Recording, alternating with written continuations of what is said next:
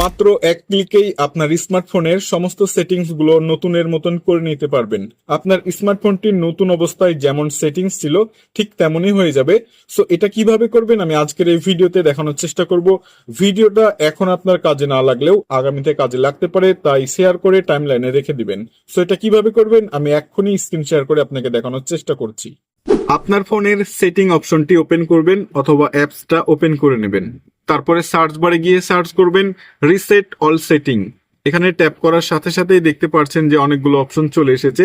আপনার ফোন ক্ষেত্রে শুধুমাত্র অল সেটিংও থাকতে পারে, অথবা রিস্টোর ডিফল্ট সেটিং থাকতে পারে, বা সিস্টেম সেটিং থাকতে পারে, এ ধরনের কিছু লেখা থাকতে পারে। সো আপনি চাইলে কিন্তু আলাদা আলাদা করে এটা চেঞ্জ করতে পারেন। আমি একটু দেখানোর চেষ্টা করি। রিস্টোর ডিফল্ট সেটিং এখানে লেখা আছে দেখতে পাচ্ছেন, app system, app setting and camera. আমি এটার উপরে ট্যাপ করে দিচ্ছি। সবার নিচে দেখতে পাচ্ছেন রিস্টোর ডিফল্ট সেটিং, এটার উপর ট্যাপ করছি। আপনারাও এইভাবে ট্যাপ করবেন, তারপরে ওকে। এটার উপরে ট্যাপ করার সাথে সাথে স্ক্রিনটা কালো হয়ে যাবে। আপনার ফোনে যে পাসওয়ার্ড অথবা প্যাটার্ন লক বা পিন দেয়া থাকলে এটা আপনি দিবেন।